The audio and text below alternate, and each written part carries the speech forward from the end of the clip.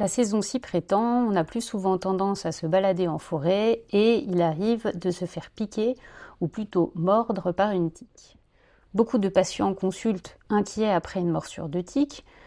Quand faut-il vraiment s'inquiéter et quand prescrire des antibiotiques?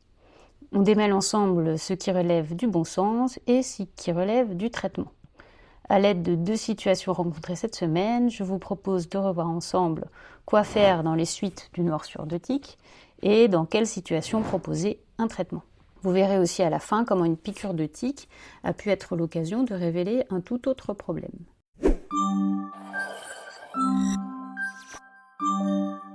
En début de semaine, j'ai reçu une première patiente âgée de 45 ans qui consulte. Elle est inquiète parce qu'elle a retrouvé une tique sur sa jambe de retour d'une balade en forêt. Elle n'est pas sûre d'avoir bien retiré la tique, elle a utilisé une pince à épiler, mais elle a l'impression que la tête est restée. Et elle a l'impression que la peau est rouge. L'examen physique est rassurant, il retrouve effectivement le point de morsure qui est propre. Après une piqûre de tique, le risque de borréliose de Lyme est faible. Il est variable selon les régions, mais globalement il est inférieur à 5%. Le risque de transmission est très faible quand la tique reste attachée pendant moins de 24 heures, ce qui est son cas. Si elle se promène souvent en forêt, elle a intérêt à prendre l'habitude de vérifier à son retour l'absence de tique et de vérifier à nouveau dans les jours qui viennent, parce que parfois on les repère mieux au bout de 24 heures, parce que les tiques sont plus grosses en ayant été gorgées de sang. Elle peut acheter un tire-tique qui permet de retirer la tique plus facilement qu'avec une pince à épiler. En tournant doucement la tique, elle se décroche et ensuite on peut nettoyer la peau. Pour éviter de se faire piquer, il vaut mieux porter des vêtements couvrants avec des chaussettes et des chaussures fermées. Il est possible d'utiliser aussi des répulsifs, par exemple le DEET, DEET. La protection dure 3 à 7 heures. Chez l'adulte, on utilise des concentrations de 50%. Chez les enfants, son utilisation est déconseillée avant l'âge de 1 an. Le DEET provoque parfois une irritation des yeux. Alors pour éviter ça, il ne faut pas l'appliquer à proximité des yeux et bien se laver les mains après l'avoir appliqué. La maladie de Lyme, c'est une infection par une bactérie du genre Borrelia qui est transmise par les tiques. L'un des premiers signes de la maladie de Lyme, c'est l'érythème migrant, qui apparaît dans les 3 à 30 jours qui suivent la piqûre. C'est une lésion circulaire centrée par une papule au niveau de la piqûre. Elle s'étend progressivement en quelques jours avec un centre un peu plus clair qui donne classiquement un aspect de cocarde. Pour montrer l'aspect de l'érythème migrant, je montre un schéma, comme celui qui est dans le guide Prescrire par exemple, qui permet de bien caractériser la lésion, ou je montre une photo. Si un érythème migrant apparaît, dans ce cas-là, je l'incite à me rappeler pour lui prescrire des antibiotiques.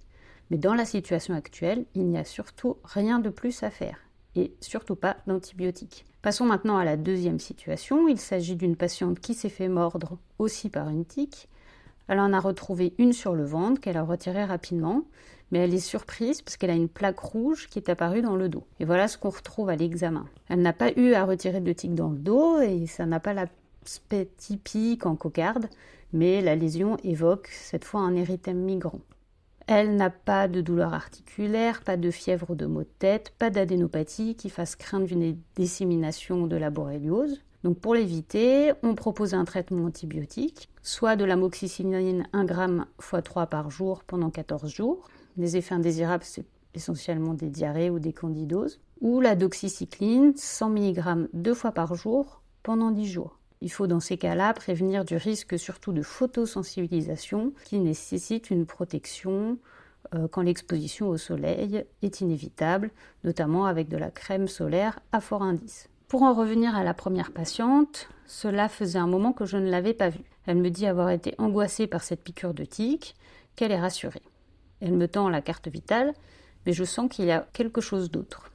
Je lui demande comment elle va en ce moment. Elle me raconte qu'elle se sent de plus en plus fatiguée et de plus en plus angoissée. Elle angoisse pour tout, même pour une piqûre de tique. L'ambiance au travail est de plus en plus difficile à supporter. Elle ne retrouve plus les valeurs qui lui plaisaient quand elle est arrivée dans son entreprise.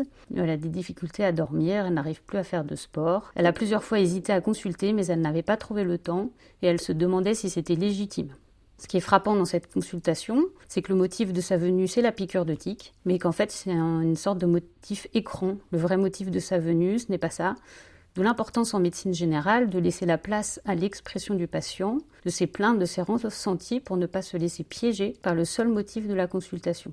Les idées fortes à retenir aujourd'hui: en cas de promenade en zone boisée ou en prairie, pensez à inspecter la peau pour retirer des tiques au plus vite en cas de morsure. Pour cela, un tire-tique permet de retirer plus facilement. Dans les 3 jours à 30 jours qui suivent la piqûre de tique, l'apparition d'un érythème migrant justifie un traitement antibiotique, amoxicilline ou doxycycline, en l'absence d'allergie. En médecine générale, ne pas se laisser coincer dans un motif de consultation qui peut cacher d'autres plaintes plus profondes.